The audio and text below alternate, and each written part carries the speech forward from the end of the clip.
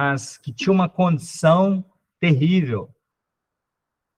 A lepra era uma doença terrível, assim como é hoje, mas naquela época era pior, porque não tinha cura. E o destino do leproso era a morte, não tinha solução, não tinha remédio. Na Bíblia, o Senhor Jesus falou no capítulo 8 de Marcos a respeito disso, né? A vaidade do homem, né? O que adianta o homem ganhar o mundo inteiro e perder a alma? A lepra como figura do pecado, e o pecado é aquela característica que nós herdamos de Adão, que nos separa de Deus, que nos tira a vida de Deus, que nos tira da presença de Deus. Nós não temos vida eterna porque não temos a vida dele, né, no Espírito. E esta é a condição do homem. Todos os descendentes de Adão estão nessa condição. Pobre ou rico, nobre ou plebeu, não importa, né, para Deus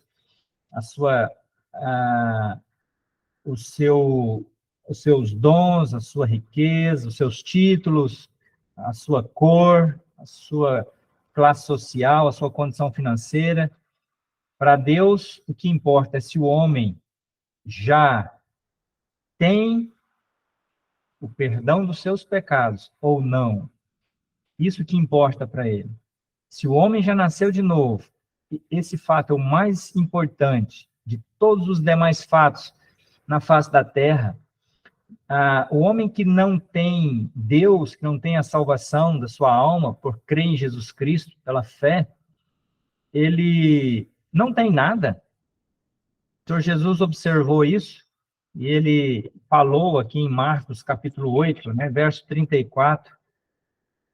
Aqui diz, Marcos 8, 34, chamando a si a multidão com seus discípulos, disse-lhes, se alguém quiser vir após mim, negue-se a si mesmo.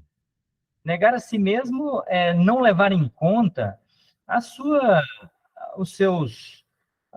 qualificações, as suas qualidades naturais, seus títulos, a sua própria vontade, o seu ego, né, os seus próprios desejos, e renunciar também, às vezes até coisas lícitas desta vida, mas que causam embaraço, né? O homem que é ganancioso, o homem que é avarento, o homem que vive nesse mundo, né, buscando as coisas materiais sem pensar na sua alma, que é de valor eterno.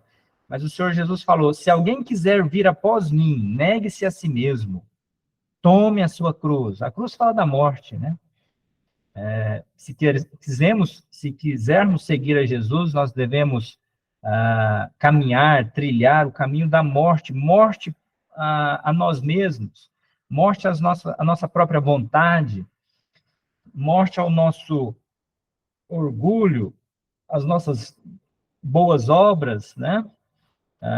Claro, obras que o homem tenta fazer para adquirir alguma coisa diante de Deus, para ser salvo, que não tem valor diante de Deus, né? As obras, seja ela social, sejam elas religiosas, rituais religiosos, para alcançar salvação, não tem valor nenhum diante de Deus, né? É claro que depois de salvo, o Senhor deseja que nós pratiquemos as boas obras, mas as boas obras, conforme diz Efésios 2, aquelas que ele preparou de antemão para que andássemos nelas, né?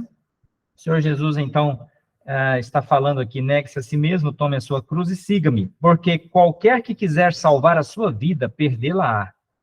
Mas qualquer que perder a sua vida por amor de mim e do evangelho, esse a salvará.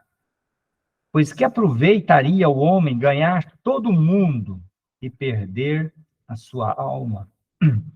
Ou que daria o homem pelo resgate da sua alma?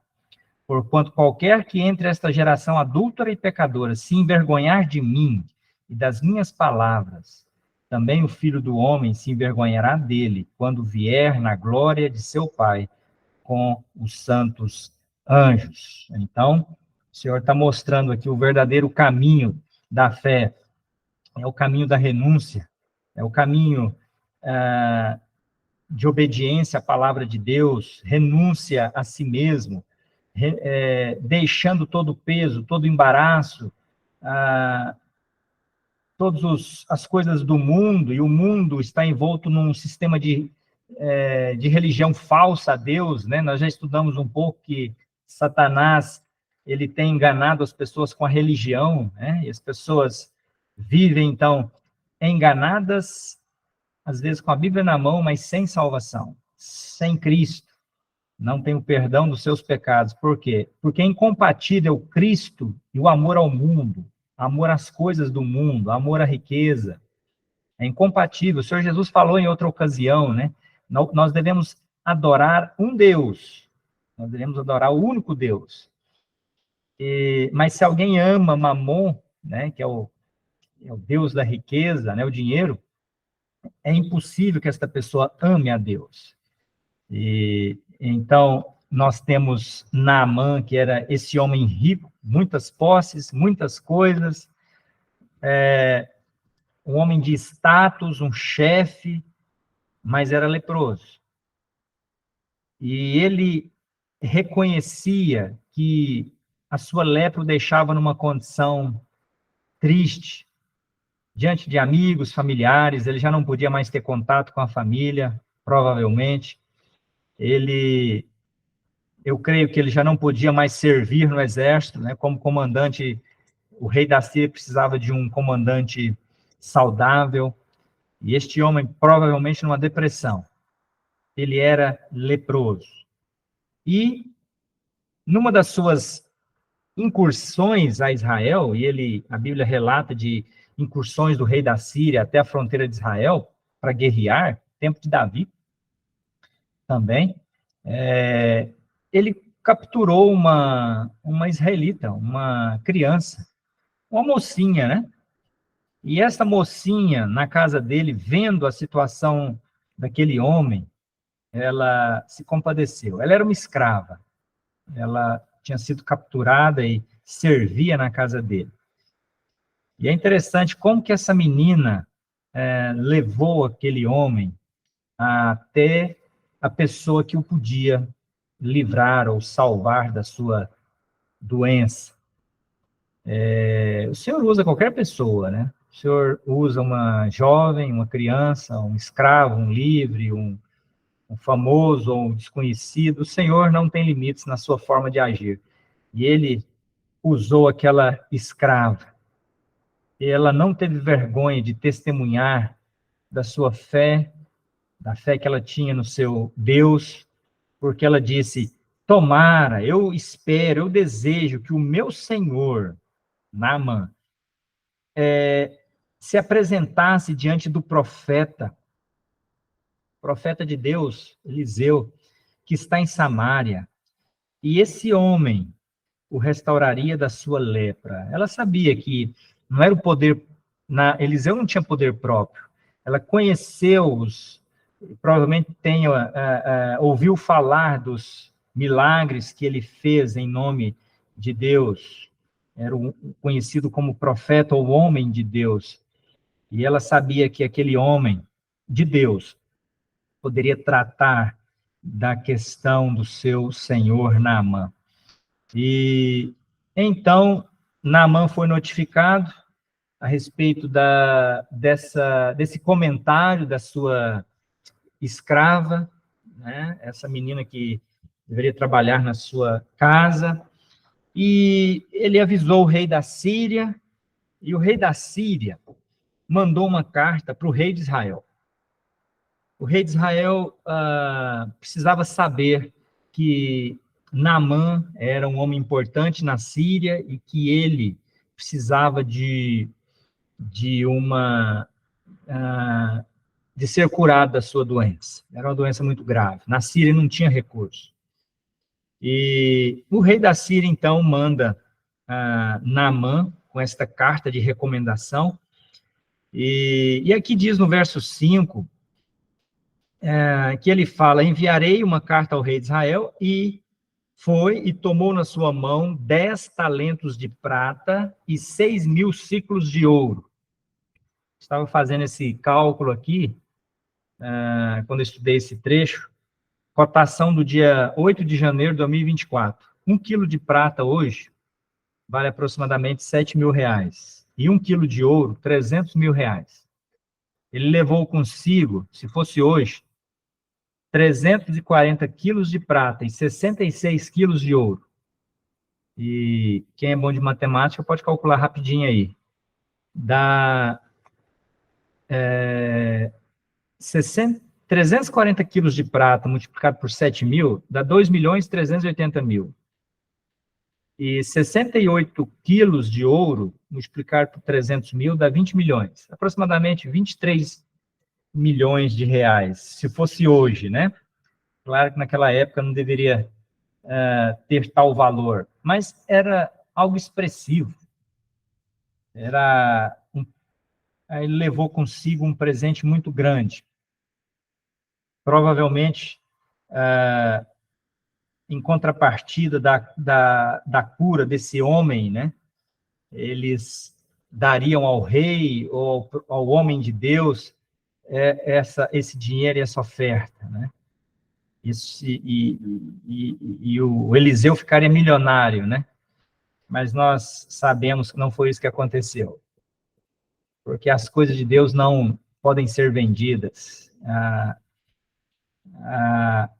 E quanto à nossa salvação, o preço já foi pago.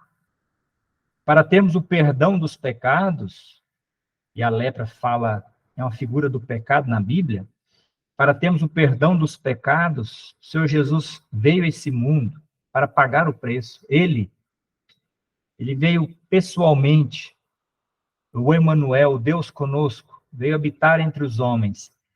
E ele não pagou com ouro, com prata, nem com pedras preciosas, diz Pedro, mas ele pagou o preço do nosso pecado, do nosso livramento, da perdição, da condenação eterna. Ele pagou com o preço do seu sangue, um preço alto, cujo valor não podemos calcular. É inestimável o valor do seu sangue. O sangue do Filho de Deus. Deus se fez homem. E este mesmo Deus, na pessoa do Senhor Jesus Cristo, ele não tinha pecado, por isso foi à cruz. E na cruz do Calvário, ele foi sacrificado por nós, pecadores. Aqueles sacrifícios que eram realizados no Velho Testamento, quando o pecador se identificava com a ovelhinha, ou com o cordeiro, ou com o bezerro, ou com o pombinho mesmo, ele se identificava com a sua oferta. E então o sacerdote degolava o animal, e o sangue era aspergido aos pés do altar, era derramado. E a carne era toda queimada, pelo pecado, era toda queimada sobre o altar. E aquela fumaça subia do deserto até os céus. Figura do que Cristo tinha que fazer por nós na cruz do Calvário.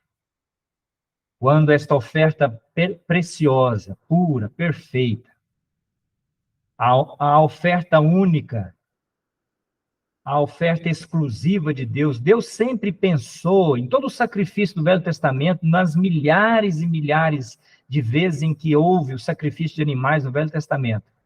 Deus, de antemão, olhava e antevia o seu Filho na cruz.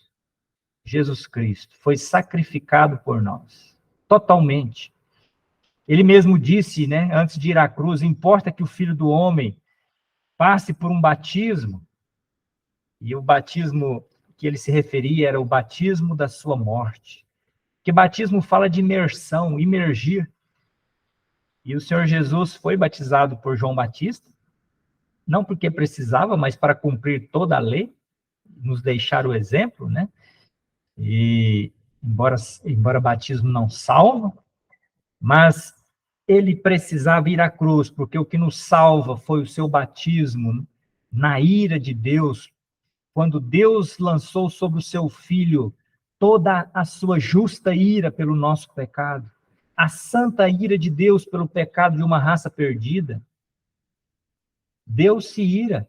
Deus é amor, mas Deus se ira contra o pecado e contra o pecador no seu pecado. E aquele que sempre mostrou o seu amor, a sua graça, a sua afeição eterna pelo seu Filho Jesus Cristo. Quando ali na cruz ele se dispôs, ele se propôs a tomar o pecado da raça humana e subiu numa cruz.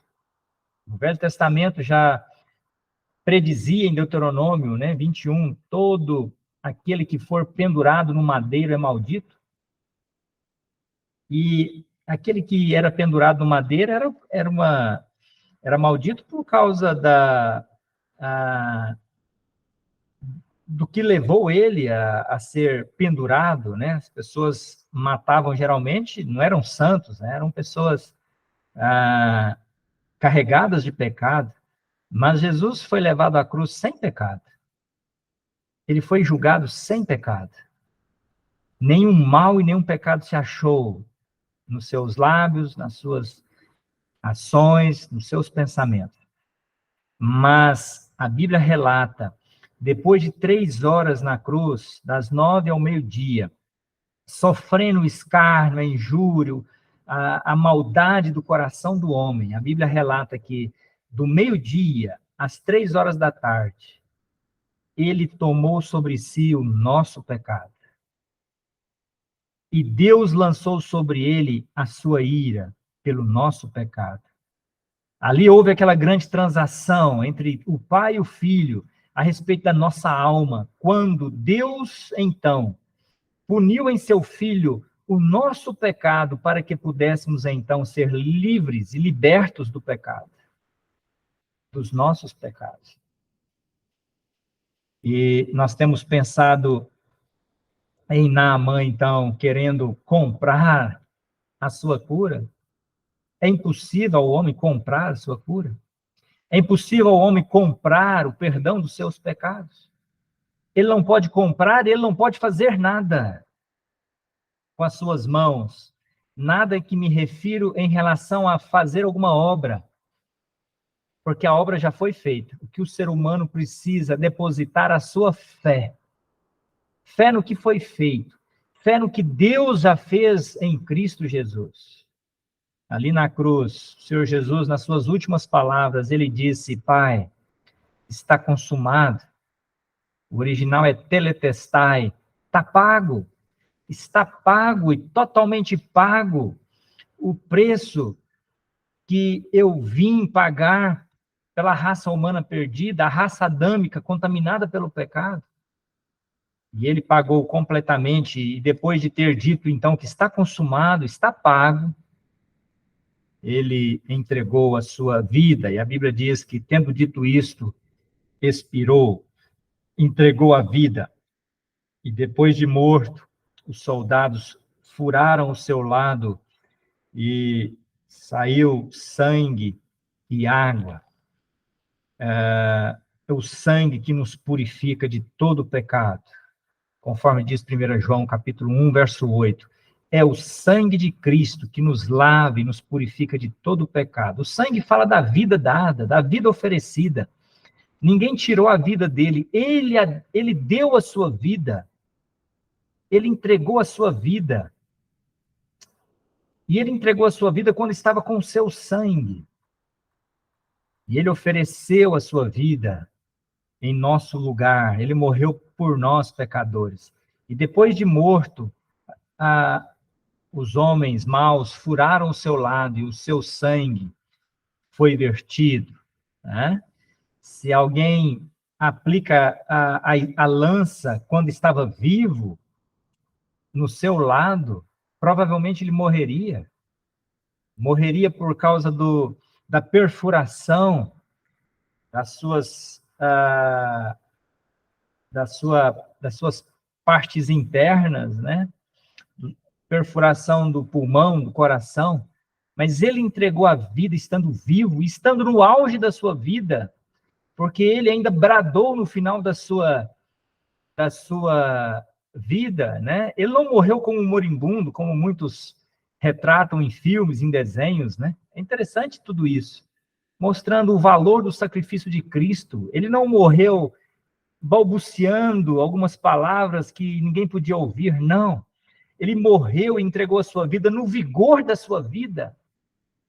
Quando ele tinha força para gritar, ele deu um brado: Deus meu, por que me desamparaste? E ele gritou, né? Pai, nas tuas mãos está consumado. Pai, nas tuas mãos entrego o meu espírito. A Bíblia retrata e fala que foi uma voz forte, mostrando que ele estava com todo o seu vigor ali na cruz, quando entregou-se a si mesmo por nós. Naamã, então, foi até Israel, e o verso 7 fala que ele se apresentou, então, ao rei de Israel. O rei de Israel não podia fazer nada. Ele disse: sou eu Deus para matar e para vivificar? Para que este envie a mim, para eu restaurar a um homem da sua lepra? Nenhum homem pode fazer isso, a não ser pelo poder de Deus. Este rei era um rei que não tinha comunhão com Deus, ele não podia fazer nada. Pelo contrário, ele suspeitou, né, daquele homem. Ele falou: eu creio que ele está buscando ocasião para guerrear contra mim, né? Mas Eliseu, o homem de Deus, diz o verso 8, ouviu o que o rei disse, e o rei chegou a rasgar as suas vestes, né? E Eliseu mandou dizer ao rei: por que rasgaste as tuas vestes? Deixa ouvir a mim e saberá que há profeta em Israel. Veio, pois, Naamã com seus cavalos e com seu carro e parou à porta da casa de Eliseu. Agora ele está na porta da casa daquele que pode livrá-lo, né? Pelo poder de Deus. E ele, então, para com toda a sua comitiva ali. E batem na porta de Eliseu. E ele espera agora que Eliseu saia de lá. E faça, então, uma cerimônia bonita, perfeita, honrosa, cheia de pompa, e livre ele da sua doença. Mas não foi isso que aconteceu. Quando ele bateu na porta de Eliseu, lá, Eliseu mandou o seu servo até Naamã. Você fala para ele: vai, lava-te 7 vezes no Jordão, e a tua carne te tornará e ficarás purificado. Como que o homem gosta, né, de tanta pompa, de tanta honra, e não gosta de obedecer a palavra de Deus, né? Porque a ordem de Eliseu foi uma ordem que ele deu, mas como profeta de Deus, ele falava a palavra de Deus. É como se Deus tivesse dito a Naamã: Naamã, esquece toda a pompa, esquece toda a honraria que você sempre recebeu e deseja receber aqui em Israel. Né? Isso não tem valor diante de Deus. O que tem valor diante de Deus é a obediência à palavra de Deus, a minha palavra. Vai e lava-te 7 vezes no Jordão, e a sua carne se tornará, e ficarás purificado. Veja, irmãos, o evangelho também, às vezes, parece algo irracional para algumas pessoas. Para nós, diz Paulo, né, é o poder de Deus, o evangelho, para a salvação de todo aquele que crê. É claro que nós conhecemos Deus porque Deus se auto-revelou. Nós temos a Bíblia porque Deus quis nos entregar a sua palavra. Nós temos o Evangelho porque Deus escolheu assim. Ele nos deu o seu Evangelho. Ele falou aos seus servos, a homens, escolheu homens santos para revelar a sua palavra. E ele escolheu na sua sabedoria o Evangelho, que são as boas notícias de salvação, como aquilo que é poderoso e é suficiente, é exclusivo para a salvação do homem. O homem quer questionar Deus, tantas coisas, mas como pode apenas colocar a minha fé nisso e eu sou salvo? Naamã fez a mesma coisa. Ele falou: o quê? Esse homem não vai sair aqui fora para me ver a cara dele? Ele não vai falar alguma coisa, ele não vai me tocar, ele não vai fazer aqui um sinal na frente dos meus servos e eu vou sair limpo daqui, direto para minha casa? Ele não vai fazer isso? Ele está mandando eu descer para um rio sujo como o Jordão, que comparado com os rios que aqui diz o verso 12, Abana e Farpar, rios de Damasco de águas límpidas, né, que nascia no Monte Líbano e percorria a Síria, e eram rios que podiam beber água, de tão limpo era, águas cristalinas, e ele recebeu a mensagem de descer não ao rio Abana e Farpar, mas de descer até o rio Jordão, que era um rio mais de águas barrentas, especialmente quando chovia muito, e era um rio de águas escuras, menor que os rios de Damasco, inclusive, e na mente dele não encaixava. Como que isso pode acontecer? Mas o Senhor, conforme eu tenho dito, e diz a palavra de Deus, o Senhor quer simplesmente a nossa obediência. Deus não é homem para mentir, diz a palavra de Deus, nem filho do homem para se arrepender. O que ele disse está dito, é o correto, é certo, ou aceitamos ou não aceitamos. Não tinha outra opção. Eliseu não deu outra opção. Não, se você não quiser ir no Jordão, vai então no mar Mediterrâneo, se banha lá, talvez você acha que é melhor. Não, a única opção que ele tinha era essa. E, prezados irmãos, eu creio que todos aqui já confiaram em Cristo como Salvador. Não há outro caminho. Não há. Nós só temos salvação em Cristo Jesus. Só há um caminho. Ele mesmo expressou isso quando esteve aqui nesse mundo, né? Eu sou o caminho, a verdade e a vida. Não há outro. Não há outro meio de sermos salvos. Não há outra forma. Não é religião, não é batismo, não é fazer parte de um grupo, não é dar dinheiro ou fazer boas obras. É Cristo. É recebê-lo como Salvador. O Senhor Jesus falou por dezenas de vezes no Evangelho sobre o crer nele. Quem crer em mim será salvo. O crer em mim, na minha palavra, te torna uma nova criatura. Quando você crer quando o homem crê e recebe Cristo como Salvador, ele passou da morte para a vida. Ele agora é uma nova criatura. Ele agora está reconciliado com Deus. Ele agora é filho de Deus. João 1:12. Deu-lhes o poder de serem feitos filhos de Deus. Quem? Os que creem no seu nome. Ele falou que, lá em Colossenses, que aqueles que creem nele, Deus mesmo os transporta das trevas para a sua maravilhosa luz. Deus expressa que nós deixamos de ser criaturas e nos tornamos filhos de Deus, os que creem no seu nome. Nós fazemos parte agora da família de Deus, não por nosso mérito, mas é tudo Deus que fez. Deus nos dá essa condição, Deus nos faz seus filhos. Por isso que o Senhor Jesus falou para Nicodemos, né, em João 3, importa-vos nascer de novo. E nós já vimos, né, estudando João 3, que nós não interferimos no nosso nascimento. É algo divino, é algo de cima, né? Quando nós nascemos nesse mundo, nós não ajudamos o médico a nascer, nós não falamos nada para o médico, nem falamos nada para a mamãe, tá na hora de eu sair. Nós temos os sinais, sim, né? Mas o médico abre, o médico tira, e o médico dá as palmadinhas para você chorar depois, né? Mas você não participa do seu nascimento. Por isso muitas crianças morrem, né? Passou da hora de nascer.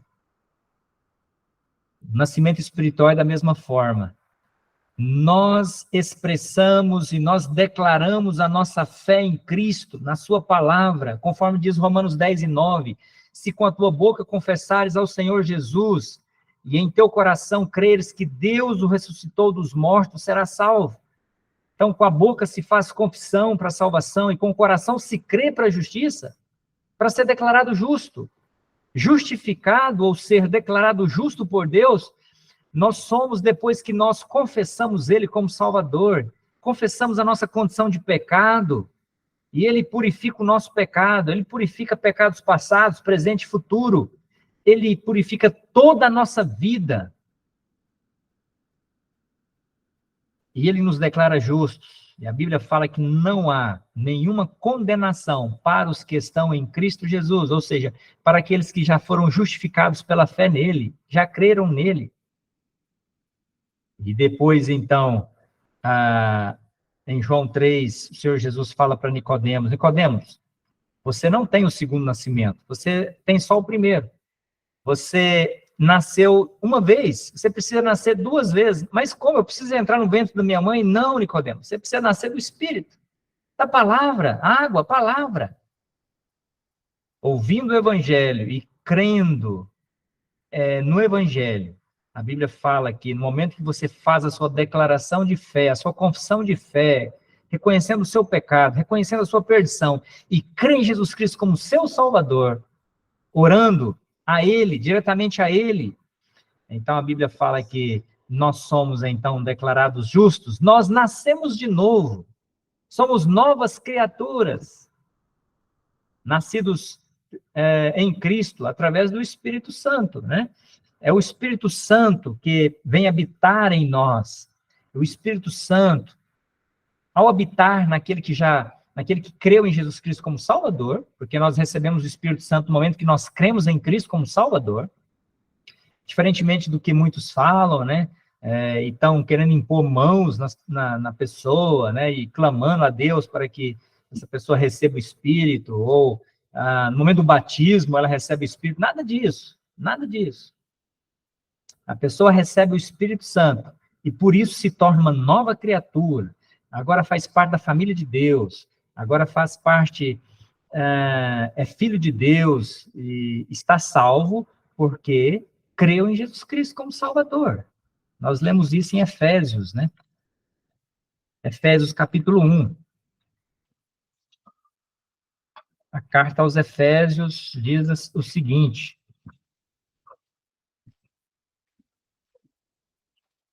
Efésios 1, verso 12. Diz assim, verso 11, Efésios 1 e 11. Nele digo, em quem também fomos feito herança, havendo sido predestinados conforme o propósito daquele que faz todas as coisas, segundo o conselho da sua vontade, com o fim de sermos para louvor da sua glória, nós, os que primeiro esperamos em Cristo, em quem também vós estáis, quando que nós então passamos a estar em Cristo? Depois que ouvistes a palavra da verdade, o evangelho da vossa salvação. Então nós estamos em Cristo quando ouvimos e cremos no evangelho. E o que diz aqui?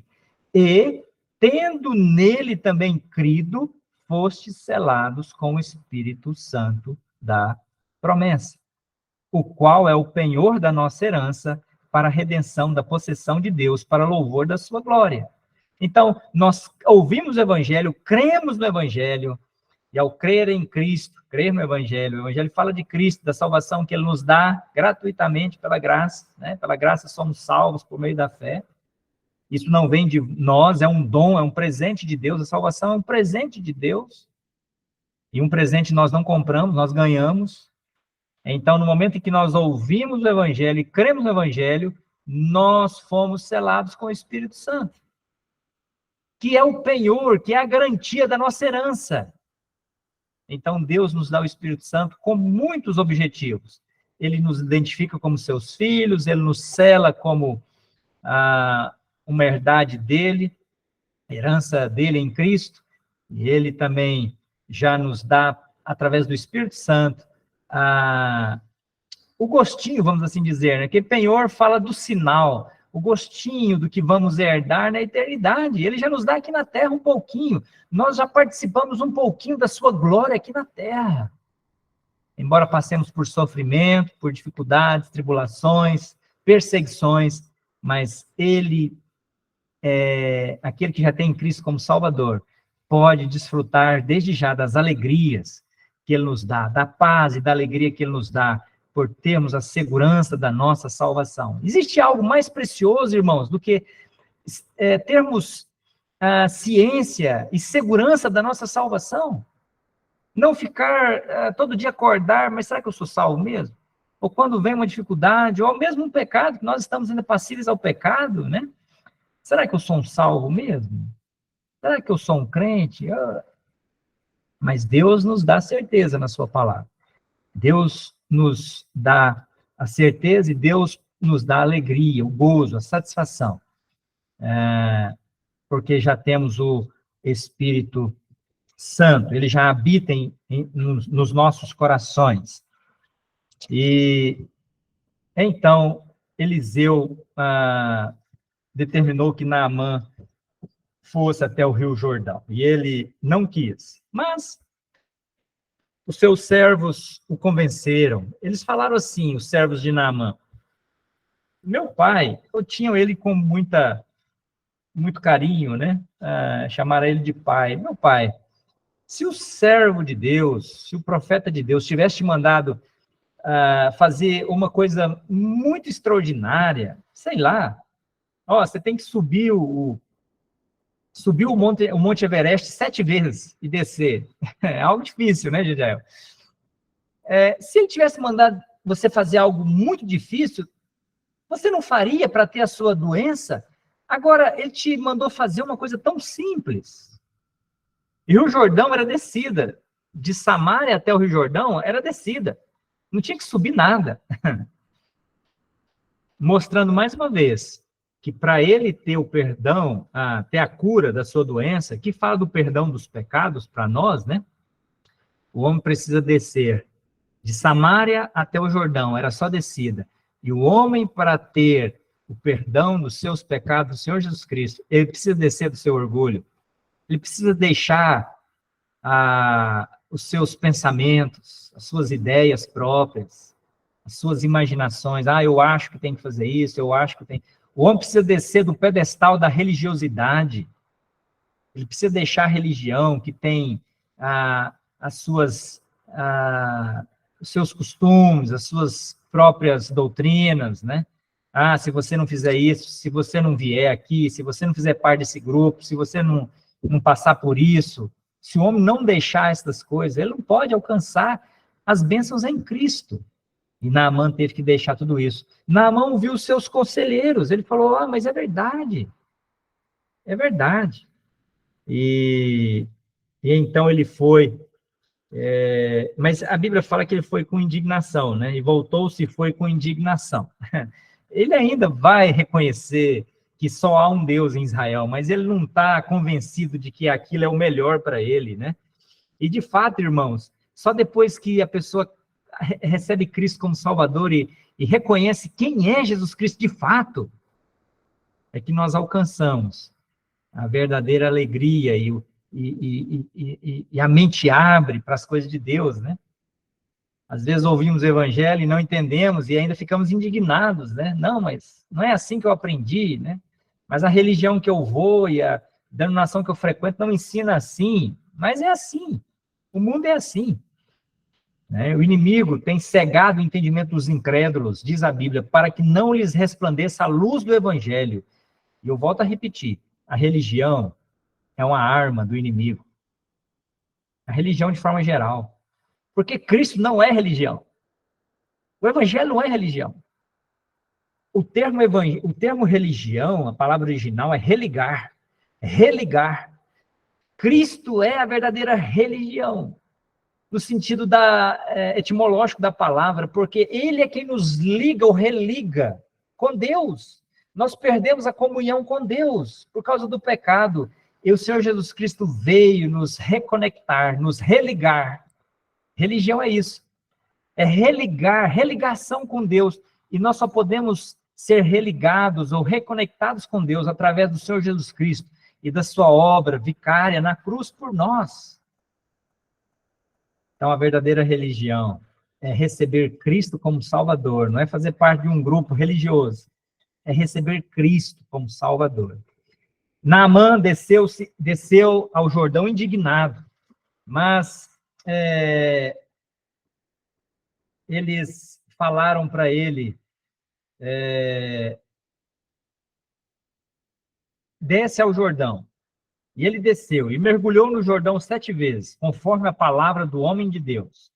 E a sua carne tornou como a carne de um menino, e ficou purificado, ficou puro. Então voltou ao homem de Deus, ele e toda a sua comitiva, e veio pôs-se em pé diante dele e disse: Eis que tenho conhecido que em toda a terra não há Deus senão em Israel. Agora, pois, te peço que tomes uma bênção do teu servo. Naamã, então, foi curado. Foi curado por quê?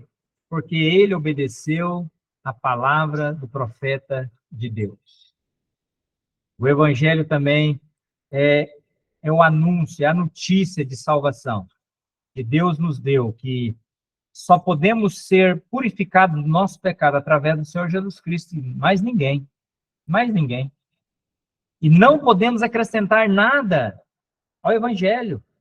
Não podemos acrescentar a Cristo mais nada. Não é Cristo e o batismo, não é Cristo e a denominação. É só o Senhor Jesus Cristo que pode nos salvar e nos livrar da condenação e do juízo eterno.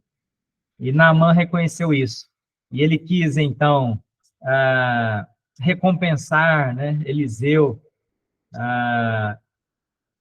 com presentes, e Eliseu não aceitou. Ele não aceitou de forma alguma. Ele falou: não aceito nada da sua mão, porque Eliseu sabia que não vinha dele. Não vinha dele. Ele foi curado pelo poder de Deus, por obedecer estritamente a palavra de Deus. E nós vivemos num mundo em que as religiões e as denominações estão aí, né?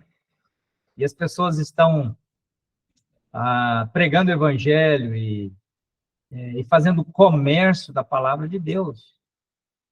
Pessoas estão vendendo vida eterna, vendendo salvação como se pudesse. Né? Não segue um exemplo de Eliseu e de tantos servos de Deus que não aceitaram nada desse mundo, porque reconheceram que tudo é graça. A Bíblia fala: de graça recebestes, de graça dai.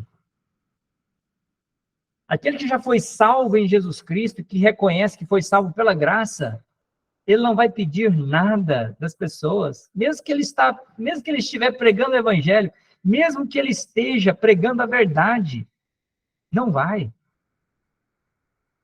As pessoas estão pedindo dinheiro para orar pelas pessoas, elas estão pedindo dinheiro para construir templos, elas estão pedindo dinheiro para abrir igrejas. A Bíblia não ensina isso. Pelo contrário, o Senhor Jesus deixou-nos este exemplo, né? E tantos servos de Deus, né, que não aceitaram nada. Por quê? Porque nós recebemos de graça. E de graça também devemos partilhar e compartilhar daquilo que já recebemos de Cristo. Recebemos do Evangelho, né? E o Senhor Jesus Cristo também, lá em Lucas capítulo 5, ele também foi visitado por um homem leproso, como Naamã.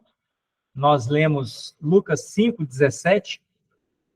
Olha como que é interessante, né? O Deus que operou no Velho Testamento para curar Naamã é o Deus que em Cristo está operando aqui, em Lucas 5, e é o Deus que está operando até hoje.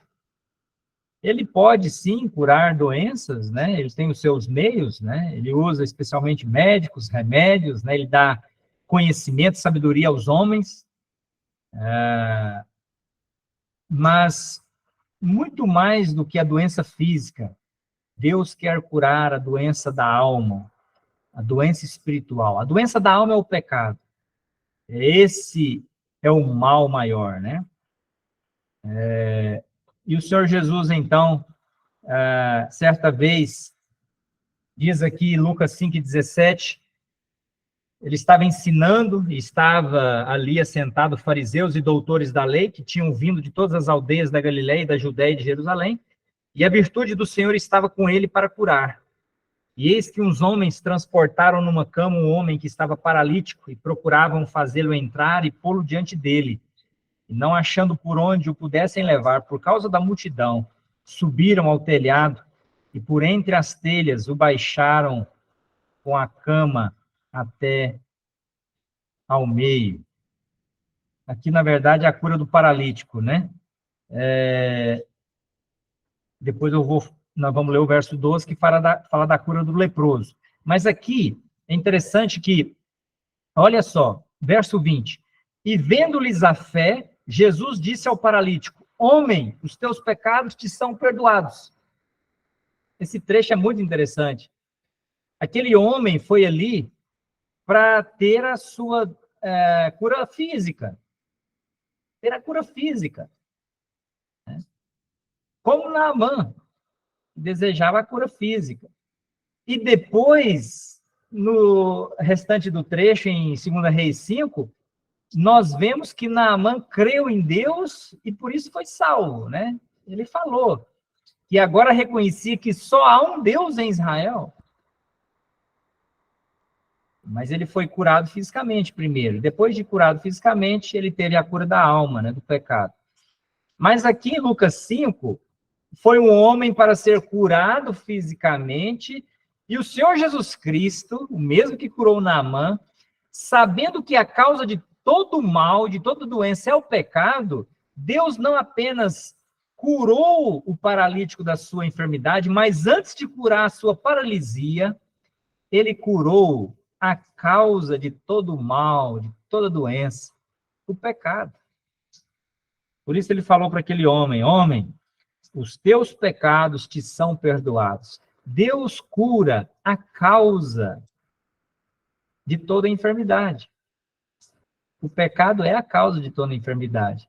E depois que saímos deste mundo, nós, ao termos os nossos pecados perdoados, por termos fé em Cristo, quando Ele nos tirar deste mundo, seja vivos ou mortos, nós entraremos na sua presença, e diz Apocalipse, ali não há doença, ali não há choro, ali não há dor, ali não há nenhum tipo de lágrima, né? Ali não há sofrimento, porque Deus nos livrou na eternidade de todo o sofrimento eterno, quando Ele tratou da causa de todo o sofrimento aqui no mundo, o pecado, o nosso pecado. Mas os escribas e fariseus começaram a razoar, né? Quem é este que diz blasfêmia? Quem pode perdoar pecado senão Deus? Mas Jesus é Deus. Eles só não reconheciam que ele era Deus. Né? Jesus, porém, conhecendo os seus pensamentos, e aqui está uma característica dele, como Deus, né? Conhece pensamentos, conhece todas as coisas. Jesus disse: por que vocês pensam em vosso coração estas coisas, né? Qual é mais fácil dizer: os teus pecados estão perdoados, ou levanta-te e anda? Ora, para que saibais que o Filho do Homem tem sobre a terra poder de perdoar pecados. Quem tem poder de perdoar pecados? Será que é uma religião? Será que é uma igreja? Será que é um rito? É um batismo? Não, é Jesus, o Filho do Homem. Ele tem poder de perdoar pecados. Então ele fala aqui, ó, para que saibais que o Filho do Homem, Cristo, tem sobre a terra poder de perdoar pecados, disse ao paralítico: eu te digo, levanta-te, toma tua cama e vai para a tua casa. E levantando-se logo diante deles, tomando a cama em que estava deitado, foi para a sua casa, glorificando a Deus. E todos ficaram maravilhados e glorificavam a Deus, ficaram cheios de temor, dizendo: hoje vimos prodígio. Maravilha, né? Mas antes do Senhor fazer esse milagre aqui, né? Perdão de pecados e depois a cura do paralítico, nós lemos no verso 12, que quando Jesus estava numa daquelas cidades, eis que um homem cheio de lepra, como Naamã, vendo a Jesus, prostrou-se sobre o rosto e rogou-lhe, dizendo: Senhor, se quiseres, bem, podes limpar-me. Ele reconhece ele como Senhor. Outros que chegaram a Jesus falaram dele como rabi, mestre, né? Mas esse já chegou a ele dizendo: eu reconheço que o Senhor é Senhor, soberano, todo-poderoso, onipotente, Senhor, né? Yahvé, Deus, né? Se quiseres, podes limpar-me. Deus jamais na sua vida, o Senhor Jesus Cristo, jamais na sua vida, em toda a sua vida aqui nesse mundo, jamais ele virou as costas para alguém que clamou o seu nome como Senhor. Ele nunca, Gediael, deixou de atender a súplica de alguém que lhe chamou de Senhor. Às vezes, como mestre e rabi, às vezes ele confrontou, né? Você está me chamando de mestre, mas de bom mestre, né? Não há ninguém bom senão Deus. Nicodemos, rabi, ele falou, Nicodemos, você precisa nascer de novo. Mas para aqueles que reconheciam que ele era Deus, porque ao dizer Senhor, ele reconhecia que Jesus era Deus, ele sempre estendeu a mão, ele sempre socorreu na hora. E ele fez a mesma coisa com este leproso. Senhor, se quiseres, podes limpar-me, podes purificar-me.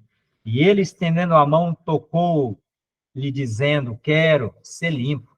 E logo a lepra desapareceu dele. O Senhor Jesus faz a mesma coisa até hoje com o pecador. Com o pecador perdido. No momento em que ele clama ao Senhor e confia nele, colocando nele a sua fé, Jesus purifica o seu pecado no mesmo instante, na hora. E ele quer, ele deseja fazer isso. Ele deseja nos limpar, ele deseja nos purificar. Ele só espera que o homem reconheça o seu pecado. Desça como desceu Eliseu, de Samaria até o Jordão. Desça do pedestal do orgulho, da sua própria inteligência, dos seus títulos, da sua honra, da sua religiosidade. Deixe isso e obedeça a palavra de Deus. E obedeça a palavra de Deus. E o Senhor disse para o leproso, agora você vai, mostra-te ao sacerdote e oferece pela tua purificação o que Moisés determinou, para que lhe sirva de testemunho. O sacerdote naqueles dias precisava reconhecer que havia alguém maior que ele, que purificava pecados. Mas o sacerdote também precisava dar a carta de alforria àquele leproso, porque se ele chegasse na presença dos seus familiares, eu estou purificado, aquelas pessoas poderiam ainda correr dele. Mas ele fala, não, eu fui purificado por Jesus, mas aqui está a prova que eu estou limpo. O sacerdote me consultou e realmente estou limpo. Aqui está a prova. Porque o sacerdote é quem dava o alvará, né, de soltura, né? O alvará para aquele leproso poder voltar ao convívio social novamente. Mas também Jesus mandou ele a sacerdote, porque ele veio cumprir toda a lei. E naqueles dias a lei ainda imperava, a lei de Moisés. A graça veio por Jesus, né? Mas até naquele tempo a lei ainda precisava ser obedecida. Jesus obedeceu toda a lei até a sua morte. E depois ele pediu para que o evangelho pudesse ser pregado.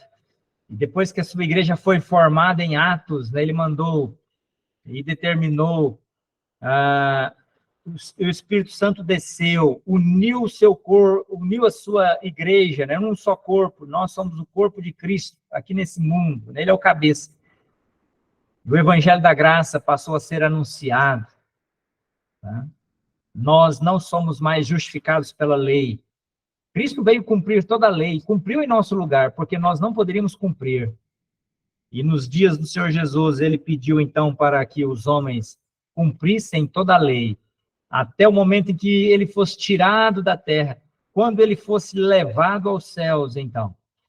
O evangelho da graça deveria ser anunciado. Agora nós somos salvos unicamente pela graça em Cristo Jesus, não mais pelas obras da lei, porque Cristo cumpriu toda a lei. E hoje nós somos salvos pela lei de Cristo, a lei maior, a lei da graça de Cristo. Nós recebemos a salvação, nós recebemos o perdão dos pecados por meio do Senhor Jesus Cristo, do seu sacrifício por nós. Pois bem, nós começamos 8h20, agora já deu 9h22. Eu creio que por hoje é suficiente. Se alguém tiver alguma pergunta ou quiser fazer algum comentário, fique à vontade.